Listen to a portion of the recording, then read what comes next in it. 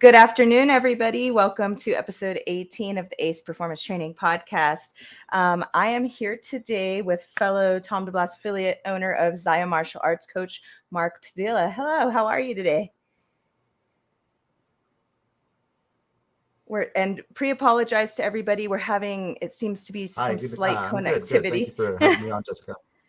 Oh, of course. I was just kind of giving everyone a heads up that we're having some connectivity issues today, most likely either on one of our ends. I know I got a storm rolling in, so will everyone just hang tight with us. So you are the owner of Zaya Martial Arts in New Mexico, correct? And how long have you been running that academy?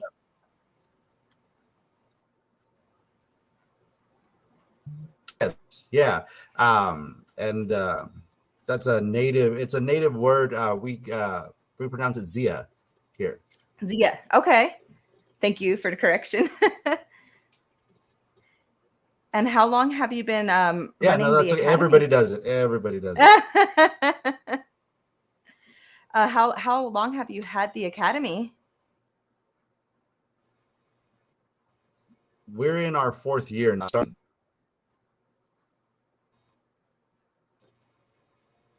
So we started in 2019 in around September, October, and we're open for about 5 months. Pandemic hit and everything kind of shut down. So that was very interesting. But so yeah, we're in our fourth year. We made it through the pandemic. We're very blessed, happy, we're thriving, and we got a great group of students. That's amazing. That's awesome. Congratulations. How long have you been with the Tom DeBlas affiliation?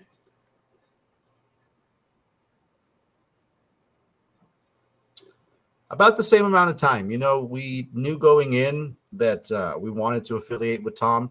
There were other people in the area, but Tom just seemed like the absolute best place to go.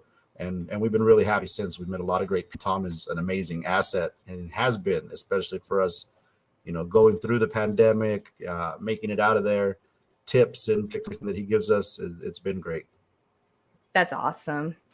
So you had also mentioned to me, because I had put out a post saying if I had any friends who were willing to hop on here with me and potentially discuss the benefits of training jiu-jitsu for mental health. And you had reached out and mentioned that you've actually been with the Department of Health for 12 years, you said?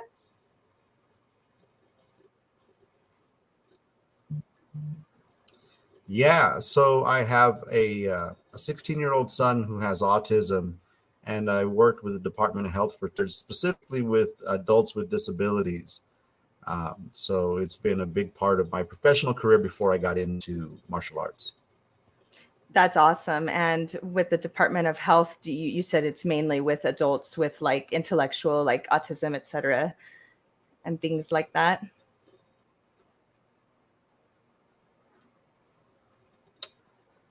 Right. Yeah. Autism, Asperger's, a lot of people on the spectrum, but a lot of people also who had either traumatic brain injury or some kind of developmental delays. And so a really wide variety of people that we got to see. And during your time, obviously now that you're doing jiu-jitsu and you were doing that beforehand, I'm sure you've kind of seen a crossover in a lot of people who train who do have, you know, these things like ADHD and Asperger's and on the spectrum, et cetera. And I'm sure you've been able to witness firsthand how it benefits them. And so I wanted to see if you'd be willing to touch base on that a little bit. I personally have 2 autistic children myself, so I am right there, you know, alongside with it, and think it's a really good thing to discuss.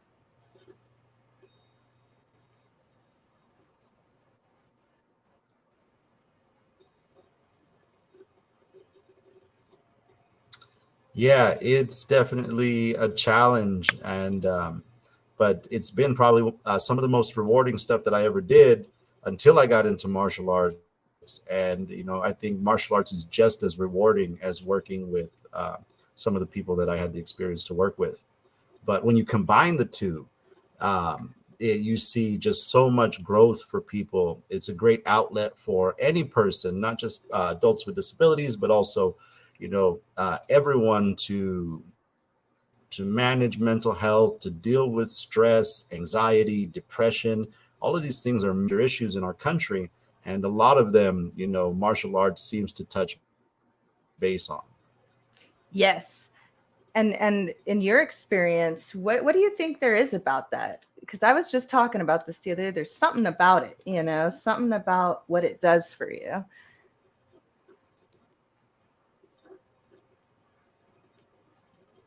I'm sorry, what was that? I was saying, what are your thoughts on that? Like on how it can help, or why people, I've noticed a lot of people on the mat seem to be overcoming something, right? Like we're all there grinding day in, day out. Some days you're to hammer, some days you're to nail. What about that process of going back, even on those days you're like the nail? What do you think that does for people, and why it attracts people who have these things that we're trying to overcome, and how it can benefit them over time? What have you personally experienced as a gym owner and coach?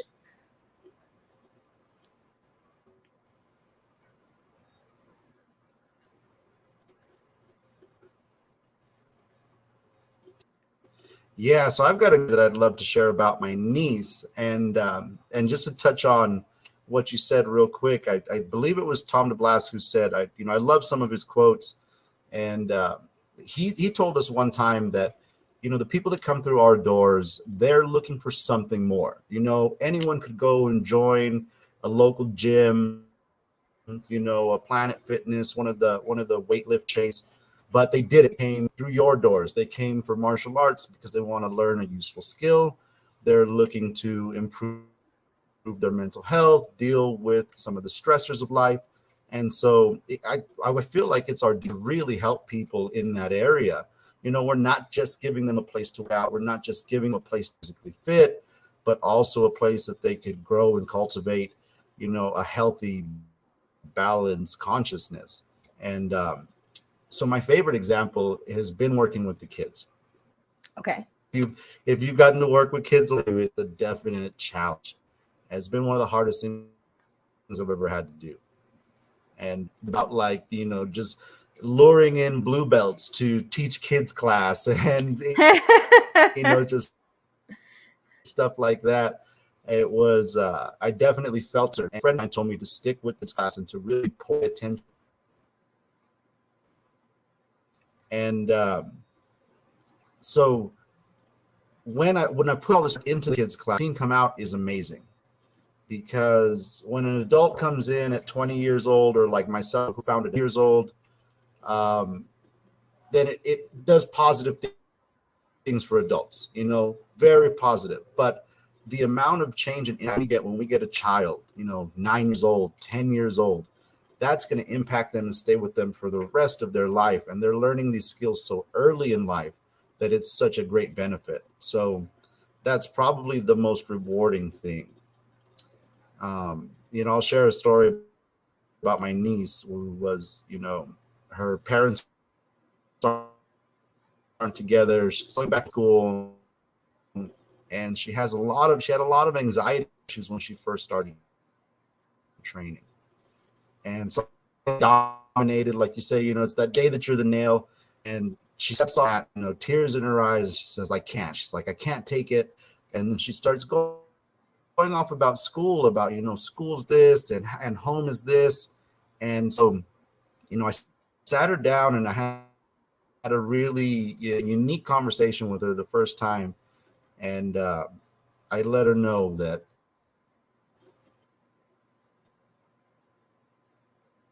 to deal with pressure on the mat is learning to deal with pressure on the mat teaches you how to handle pressure in real life. Absolutely. And that, I think, is probably one of the greatest things to specifically, but in martial art. Yes, absolutely. Sorry, it was a little choppy, so I was waiting for it to finish up so I could reply. That's true. It's so true. And how did she respond to that? That's okay. I feel like I'm on the old school news. We have to kind of wait. Yeah. Waiting for it to go over. She responded very, very well. So,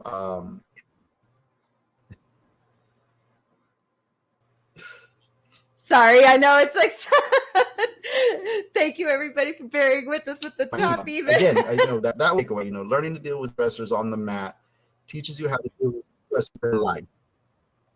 And she continued training for a couple of years after that, and then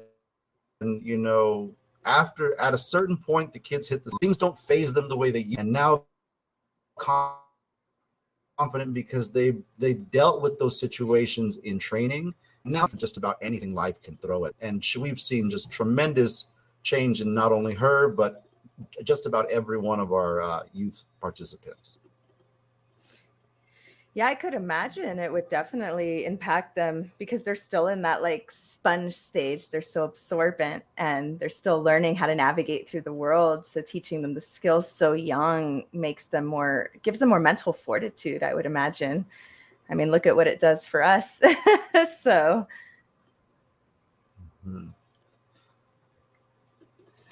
You're a purple belt, right? Or what age did you find jiu-jitsu? So jiu-jitsu actually found me at age 26. One of my colleagues opened an academy inside of the private fitness facility I was working out of.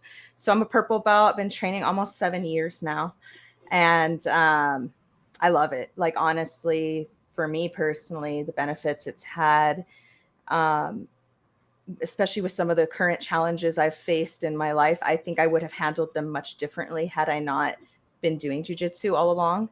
There's nothing like having someone 100 pounds heavier than you in high mount, trying to go for that choke and you're smothering and you just want to tap from the pressure, but you can't because you have to stay calm and find that way out. Just like in life, sometimes you get cornered and you don't know what to do and you have two options: panic or stay calm and see what you can do. And I feel like, so for me, in almost 7 years, I've seen a humongous change in how I react to life stressors, things like financial issues, relational issues, even just day-to-day communication has changed quite a bit. And I'm personally someone who is most likely on the spectrum with Asperger's. I have ADHD as well. So it's helped me a ton. And how about you? How long have you been training now?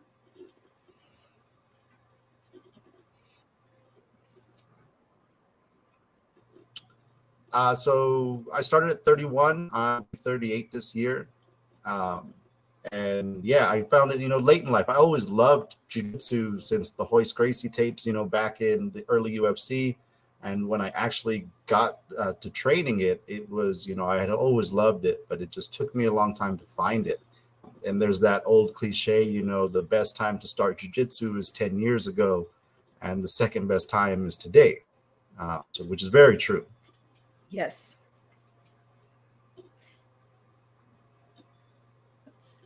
Absolutely. And for you, what do you feel like I'm assuming it's helped you quite a bit in ways as well?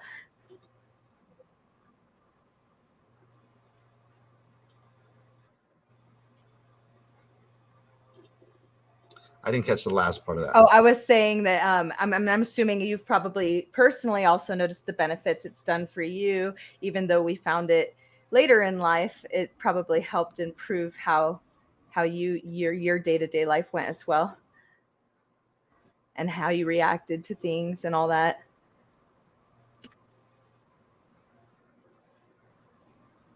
Oh, yeah. When I started jiu-jitsu, it was I think it was back in 2016. I had just gotten a DUI, and I was about 230 pounds at the time for like a 5'7", 5'8" frame. It's a lot, I was really overweight. I didn't work out. I wasn't healthy. I didn't eat healthy. And so after I got out of jail from that from the DUI, I said, I'm going to go lose it. I'm going to go do something. I was looking for something, but I didn't know what it was. And just like you said, jiu-jitsu found me, and the rest is history. Every day ever can. And did you know from when you first became a student, did you know then that you eventually wanted to open an academy, or did you kind of like grow into that after a couple years?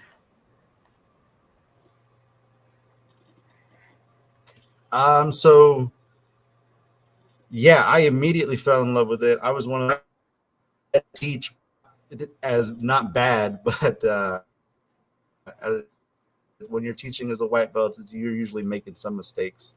Yeah. But the so year of solid training in, and then and the gym closed, and we went underground and came actually into my garage for the next 2 years. Smart. During COVID. No, this was pre-COVID. So this was I joined 2016, and I trained until 2017, Okay. and then from 18 we were in my garage on puzzle mats for like the first 6 months. Nice. Those are the humble beginnings. I love it. Yeah. I'm sorry I turned off my video, but it seems to have helped the audio, so I'm able to hear No, you a little bit better. well, now that's good because this will get uploaded onto Apple Podcasts later anyway. Most people do just listen, so totally fine, whatever makes it come through. So all good. Yeah. And I do the same thing. We run one on Twitter Nice. Spaces to audio. We'll just edit and throw it on YouTube or something. Yep. Yeah. That's cool. So for you, like as a gym owner and a So coach, oh, go going on. back Sorry. to mental health now, hopefully I'm coming through better. Oh, one moment. What did you I'm say? sorry. Sorry. That's all right. You're good. You're good. You Yeah, go. can you It's say your. that one? You get the green light. It's you. Oh, oh, this is my first one. If you can't tell, but it's much easier. Sorry. This is my first podcast, I was saying, and it's much easier when I'm on the other side and I can just kind of let people talk. You're like, now I know what you mean on that one. um so yeah, I was just kind of more asking about, like, for as a coach, like, and a gym owner, you were kind of in a mentorship role, I'm assuming, working with the Department of Health. So it was probably a somewhat easy translation into kind of that leadership role of opening up an academy with your black belt, and I think, and getting all that going. And so I think that that's really cool, and I wanted to see, as your current students, have you, what do you feel like it does for you as a coach, seeing the people come in and how they transform off the mats because of jujitsu? For example, like that guy who came in, maybe he was originally super anxious, didn't make any eye contact with anybody, didn't really want to talk to anybody. And now he's the guy who comes in the gym, says, hey, super excited, very outgoing. Like those types of transformations, do you feel like are rewarding to you as a coach, and that you've seen just how beneficial it is, and that you would recommend jiu-jitsu for pretty much, like you said, anybody, and especially after your experience of what you did for a living beforehand?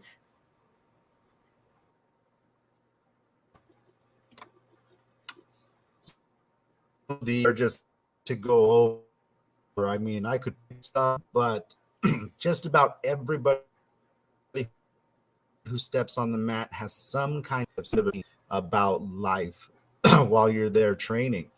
And like I said, my favorites are definitely the kids, but when we talk about it, it's very, very near and dear to my heart is suicide prevention, suicide awareness, overall mental health, and prevention of this nature.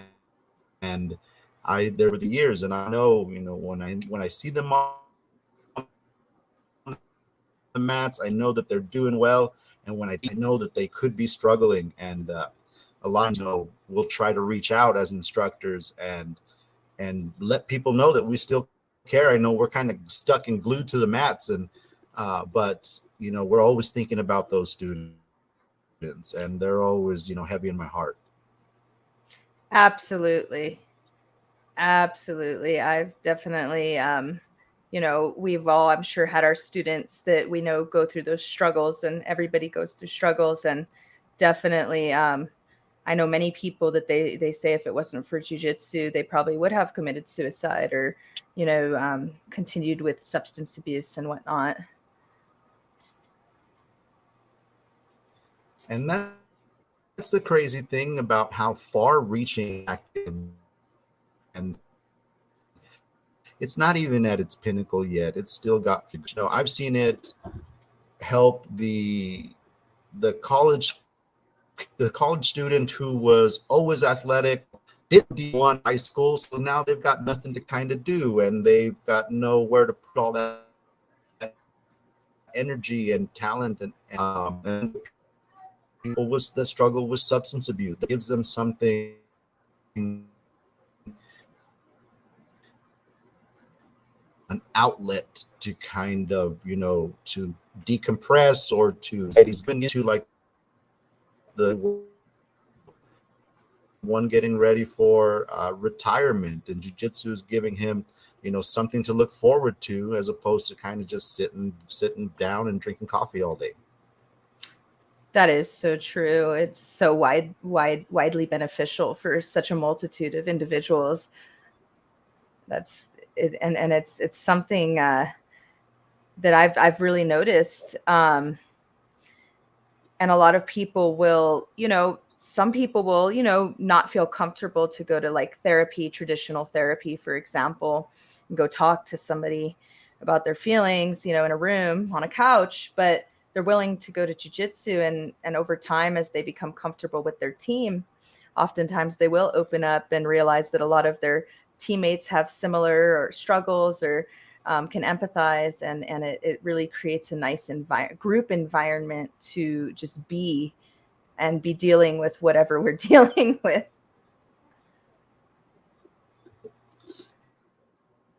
Absolutely. A lot of that is missing now. A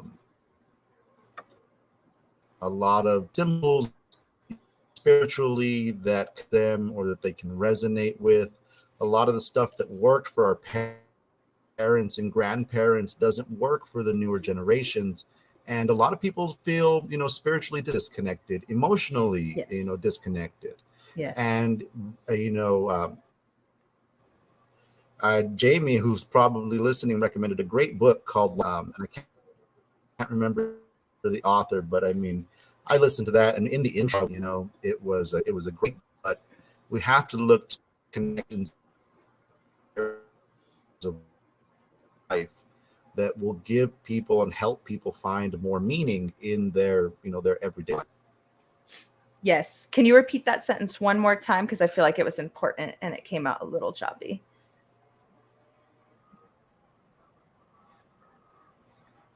No, that's okay. I was talking about lost connections, and I can't remember. I'm not going to. What we have to do is look to restore connections in those areas of life, emotional, spiritual, social, and we have to, look to find symbols that can speak to us and that can help us express ourselves. It's so true. Bruce Lee, and I feel like once you get past your white belt, once you earn your white belt, you kind of begin to not learn a martial art, but you begin to express. It's beautiful because everyone's game is different. Everyone's game it's exactly that, an expression of who they are. It's so true. I've definitely would say that someone's style is a direct reflection of their personality.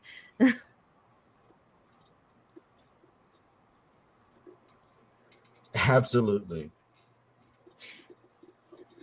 And it's funny that you mentioned about the disconnection, because I was actually just having this conversation the other day with my mother about how I've noticed, in my time here on this earth, that as we've become more connected through means of like internet and social media and phones and computers and, you know, all that stuff, we've become more disconnected from one another, just in day-to-day life, like just saying hi to people on the streets, or you'll see a family in a room and they're all just like on their phone and no one's actually talking to one another. So what's cool about jujitsu is you can't really be on your phone while you're training, right? You kind of are forced to be present.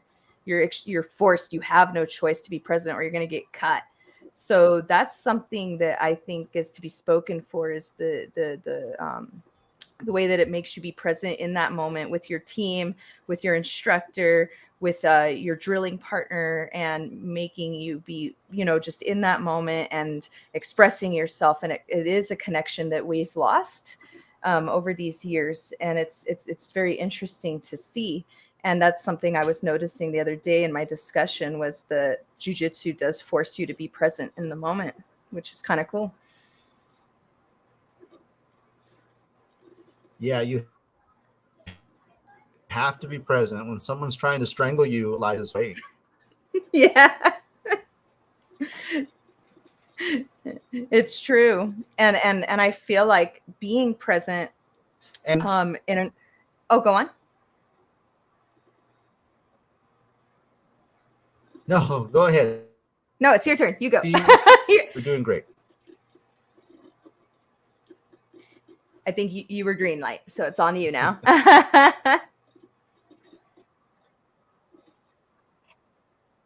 So what I was going to say is that jiu-jitsu is a great piece of the puzzle, but in once. And when we were working at the Department of Health, one of the biggest focuses was on holistic assessments, which means you can't just say, I'm struggling with anxiety, depression, or thoughts of suicide, and I'm going to do this one thing to fix it. It's a look at your entire life, not just mental health. If I'm in kind of physical ailment, then I'm not going to be fully healthy. Yep. So we're going to look at your emotional life, your work, people. So a holistic assessment of your life really combat, depression and anxiety and suicide. That is true. That is true. And there's something to be said for that. I was actually discussing this with another fellow black belt the other day, is that I feel like a lot of times people do come to jujitsu, but they will make that their only tool. And it's great. It's a foot in the door, but I wonder if there's more we can do as gym owners and coaches to provide that more holistic, like, introspection for the students. Like, just have them kind of, when they walk in your door, what do you want jiu-jitsu to do for you, and how can it help you, and just kind of really like take care of them, or because I feel like you do see a lot of people who use it as coping, but then their only form of coping is to fight, right? So then yeah, how do we assess that and get it so that it reaches further, for their coping skills? Besides, because what happens if, like, you get an injury and you can't train for 3 days, right? Like, that happens. Like, you get your knee got wonky, or you hyperextended your thumb, or you could train around it but not the same. Like, what do we do for those times? How do we reach that part, so that it's still doing stuff for them even when they can't actively train? Because I've definitely seen people struggle when they go through periods of time where they can't train. Like, for me, for example, I'm going to be coming up soon here where I'm going to have to stop for at least 6 weeks.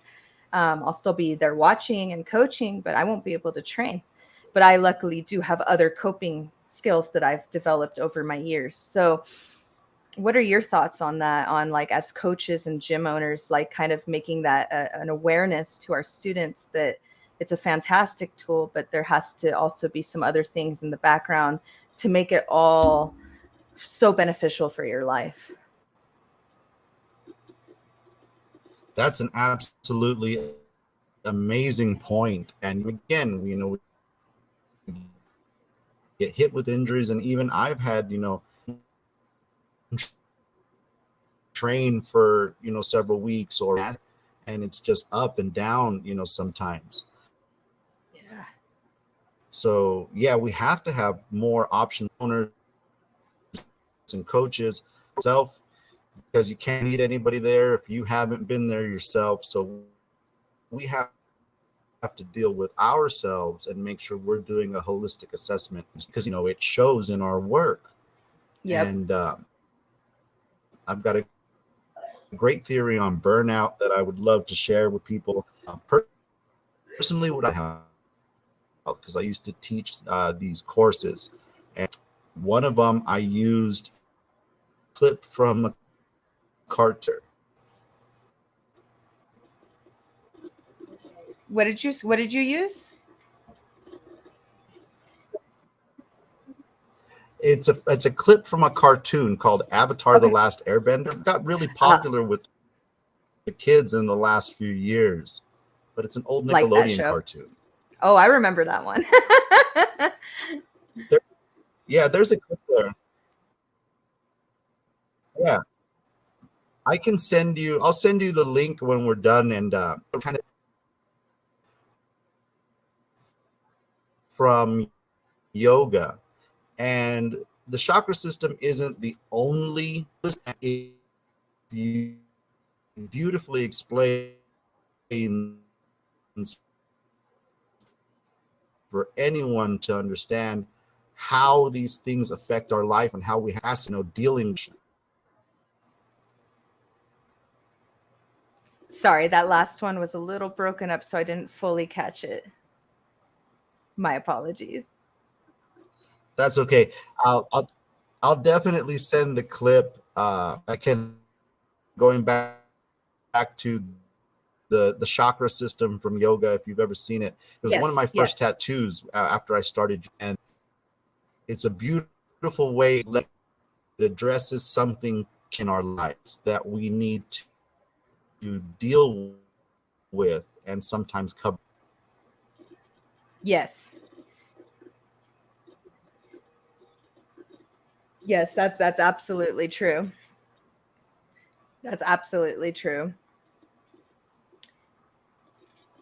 And do you feel like like and with the students, like yeah, like kind of just touching base with them about how they're doing outside of the gym too, like you were saying, as coaches we care, and giving them little tips on how they can find other tools and how to meditate and relax. Like I actually recently brought a yoga instructor onto my team who also works with people with intellectual disabilities and has a degree in psychiatry.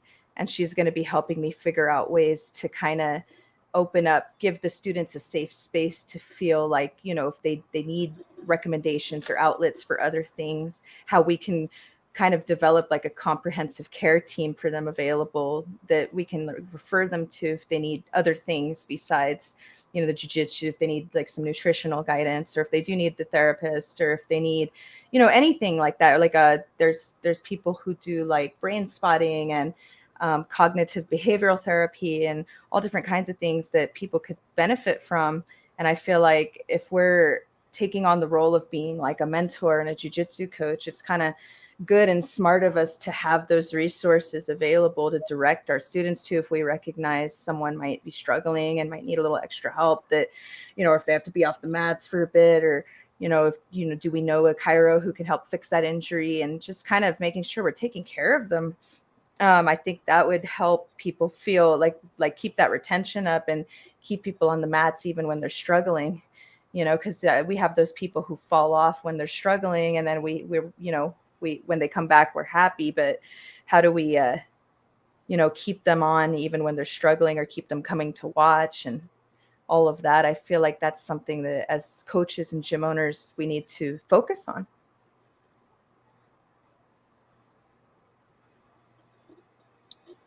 Yeah,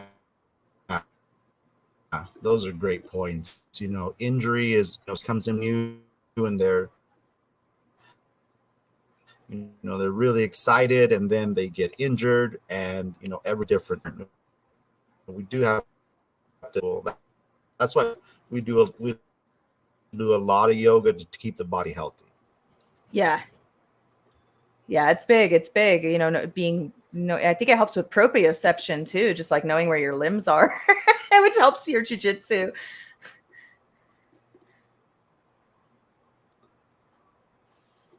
Yeah, they go hand in hand. I mean, the skills that you get from yoga are going to benefit you. They're going to help you get into better positions or help you stay, yeah, injury free. Because a lot of times, especially guys, limited shoulder mobility. A lot Oh of yeah.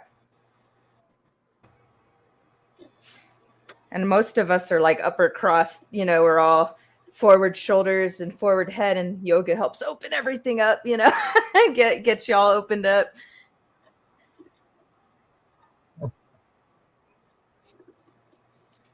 yes, absolutely, and that's again, it's another yes, the 8 limbs, just the postures, which is what's really popular here. But I love the breath work. The amazing.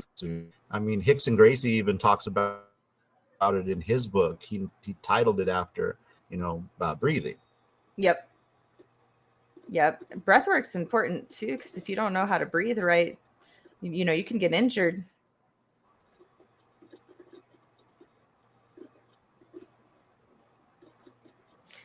Like a lot of people don't even realize that their breathing Yeah, patterns, like breath work is really important, and a lot of us don't understand it, how little, how important they are. oh, it's so true. Like I was reading about tongue posture and how to properly breathe. For example, a lot of people in today's society breathe very shallow. They don't breathe with their diaphragm, and they breathe mostly with their upper chest, and it tightens up their scalenes, which in turn reduces oxygen to your brain, which can actually cause anxiety. So a lot of people have breathing patterns that can actually cause anxiety due to oxygen saturation and even the tongue posture, and how you breathe and everything, and what muscles you're using to breathe do affect your mental health. And when I read about that, I thought that was very interesting, and it tripped me out, and it took me down this whole rabbit hole of research about breath work and breathing patterns and how it can affect your cognitive abilities.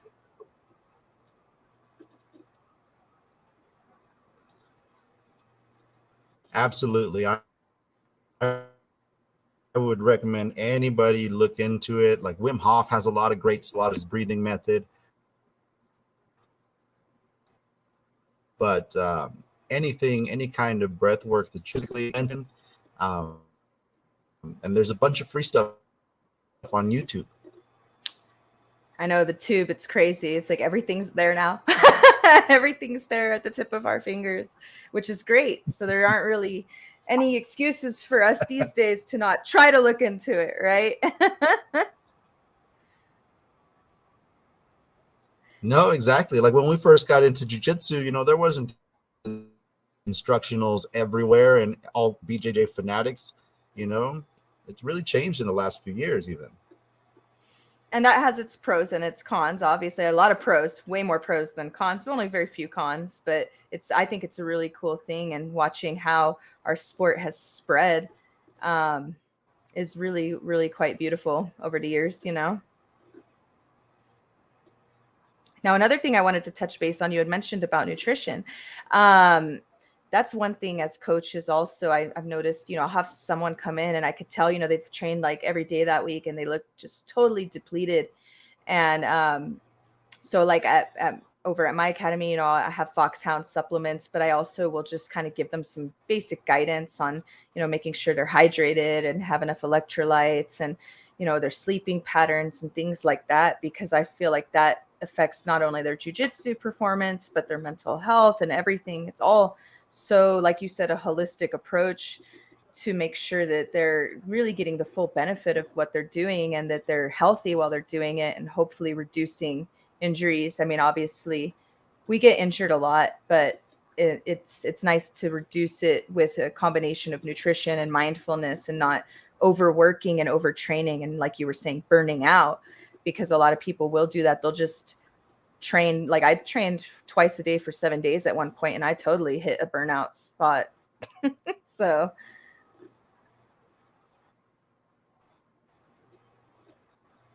Absolutely.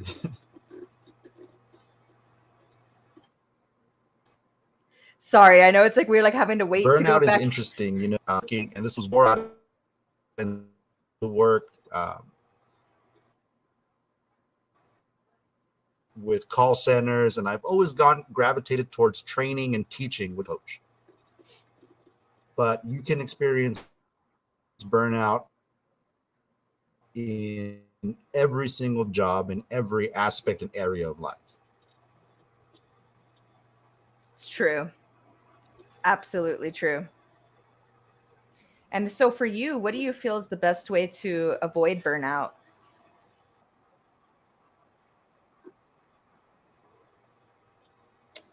It's hard. It's easy done because we always want to do so much, and we put so much on our plate. And then by the time we get burnt out, that we realize that would have taken us to already too late. It's true. Now, But I feel like, burnout is inevitable, and I've got a great metaphor involving the Death Star. yes, got that Star Wars thing So, going on. oh, love it. So, I, I witnessed this especially in places like call center, the door, and you see burnout there very rapidly. So when people are burned out, we have to make some kind of decision, and that's the tough. And disperse in one of three kind of ways. We've all seen the people who have blow up and they huge scene, right? And they tell everybody where they can go and what they can do, and they storm out. Yep. And then you see the people that hole where they try to suck as many, and they're going to take as many people as they can. Yeah. And most people are just out. And that's usually the more common response. So that's with the star is, those are three ways that stars die. They fade out, they turn into black holes, or they explode and they become supernovas. Yep. But there's an interesting way to combat burnout, and the same way with a star is if a star gets close enough to another star, it will start to siphon off energy from that bigger star. And this is where it gets really interesting, because the best way to combat burnout is to grab at somebody who has more, use them to kind of help pull you through and gain energy from other people. So we should be using each other to combat. Yeah. That's actually true. I mean, that is our biology, right? We're designed as social creatures.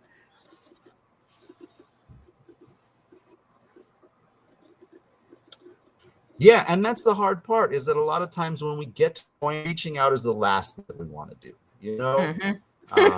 We always want to fix it by ourselves and prove that we can handle it, or however it is. We have to seek other people to get through these tough times.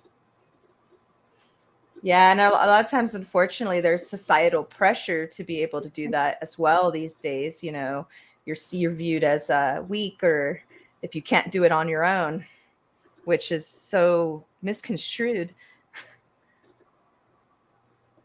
Absolutely. That's definitely something that I had to work on over the years, is the ability to ask for help when you need it. And that's something that I feel like actually jujitsu helped me with that a little bit, because maybe I wasn't understanding something and I had to ask, and I was shy, oh man, I gotta ask now for clarification.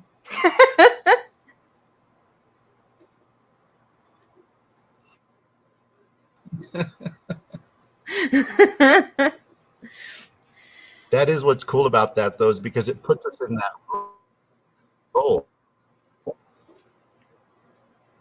It puts us more of a Oh, clever care help, and it's very humbling at the time. can you repeat that one more time?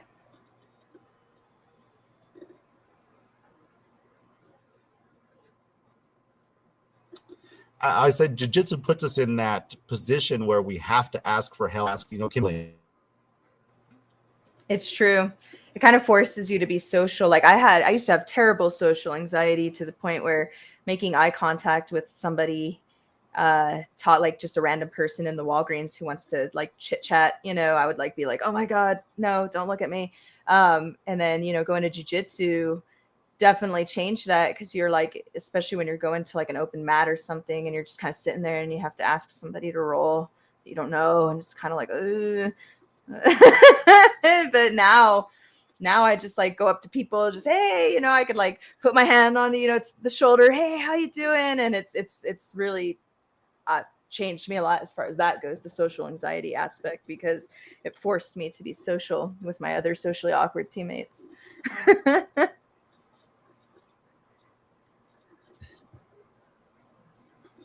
And it's the most intimate of martial arts. I've observed that when people come in, they're very comfortable taking a kickboxing class because your partner's staying at like us, and they're like, you want me, like, it's very close contact. It's like Jimmy getting Billy's guard. What? Like, Yeah. uh,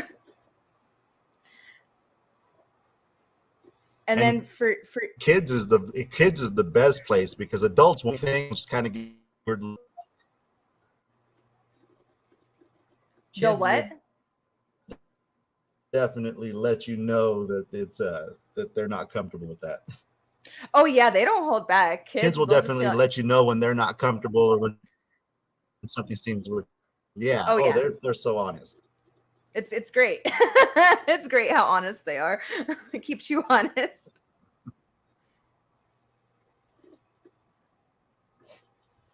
And then another thing that I've found has been a benefit of jujitsu is, obviously you first start, you're a white belt, you don't know much, you're kind of looking to your coach and your higher belt your teammates to help navigate through this sea of information, turning words into sentences, into paragraphs, and into a language.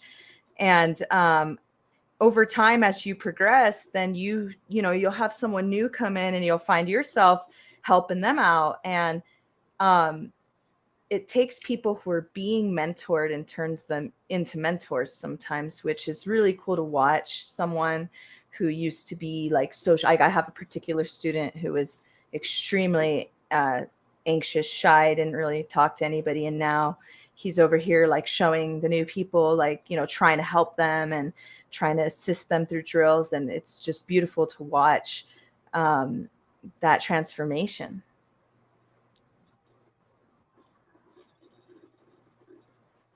Absolutely. I love it when I see, my other students. I love it when I see them teaching them right because sometimes they go wrong.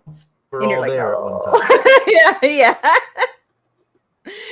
Yeah, it's like, oh, it's so cute, but no, you're not doing it. No, that's not the right way. Yeah, that's always fun. No, no, but it is great. I love it when I see families, couples, brothers come in, work together, or one sibling's mentoring another one. We see aunts and uncles. That's awesome, It does. and it's very, very, very meaningful for those people to be able to connect in that way. Well, and those families do tend to be more close knit because they're practicing being present with one another, which is, like I was saying earlier, something that we don't see as often in our current society. So it's cool because those families, I mean, I know a lot of families that train together, mom, dad, kids, and it is really cool to see just how tight knit they are, the way it's supposed to be. due to their constant needing to be present with one another on the mats.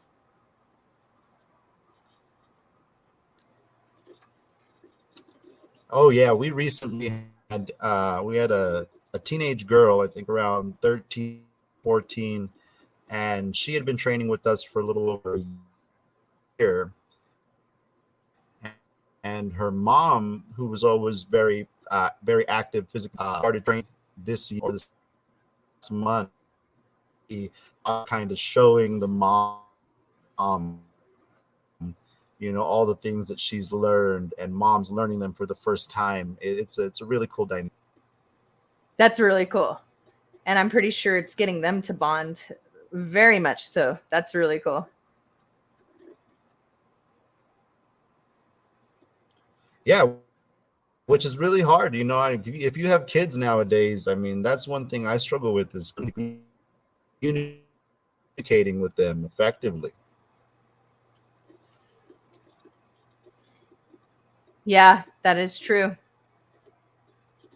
That is true. It's an interesting time we live in. It's like we're all so connected in so many ways, but so disconnected in so many others. And it's a very interesting time to be alive.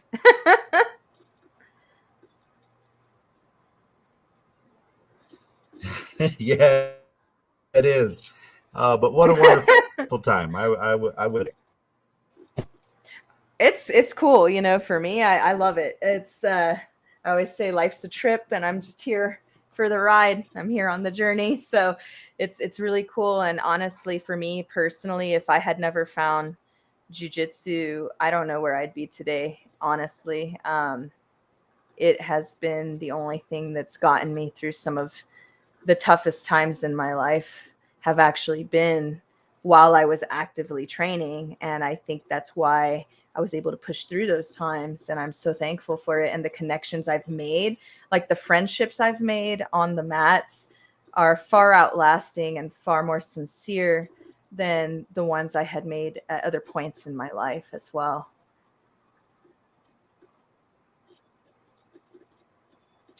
Yeah, it sucks. We would all love it if all of our family and friends trained, and we could get everyone on the mat.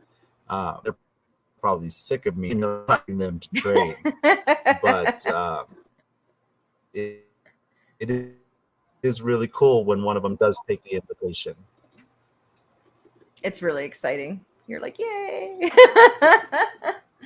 So for you, what would your recommendation be as a someone who's been working in the mental health department, as someone who runs an academy, who is a coach, for somebody looking to maybe start jujitsu, but they're kind of nervous because maybe they do struggle with like being awkward or being depressed or having a mental health issue, or just even if they don't have any of that, just they're scared to get in the door, but they know it can help them. What would you say to someone like that right now listening?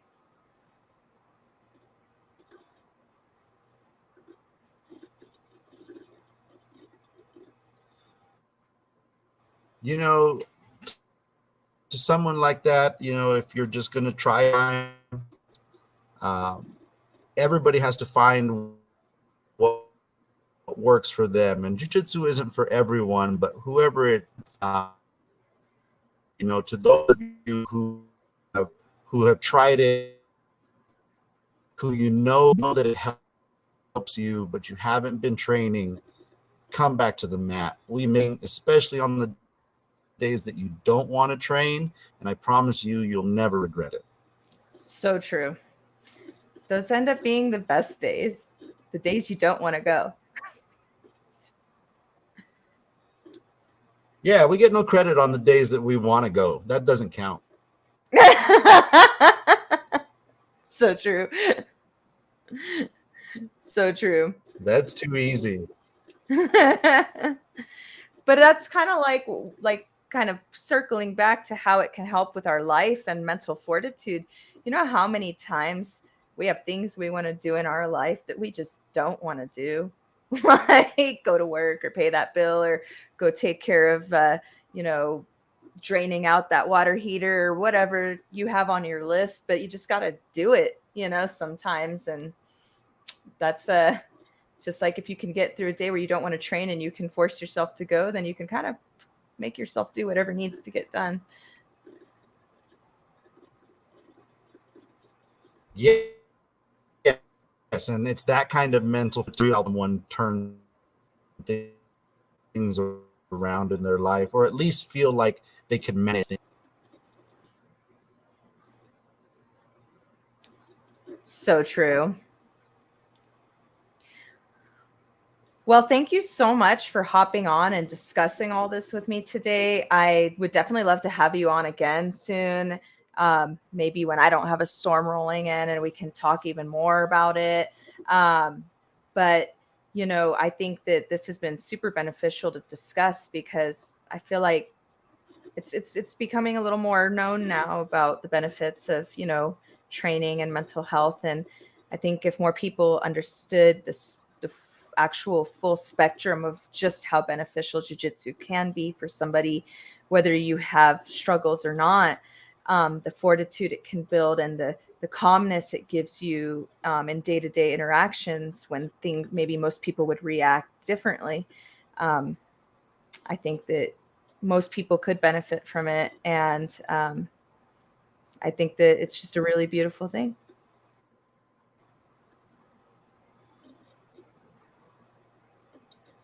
Absolutely. Thank you so much for having me on, Jessica. I'm really glad associate for you, continuing to see both of our academies, and definitely both of us towards that Of, ultimate. oh, of course. And definitely we'll bounce ideas off each other too as the years go on. So thank you again so much. I hope you have a wonderful day today. Thank you, everybody, for joining us. And remember, everybody, get on those mats and train. Go check out Zia Martial Arts in New Mexico. It looks like a beautiful academy and a good team. Thank you so much. Have a great Bye. day. You too. Bye bye.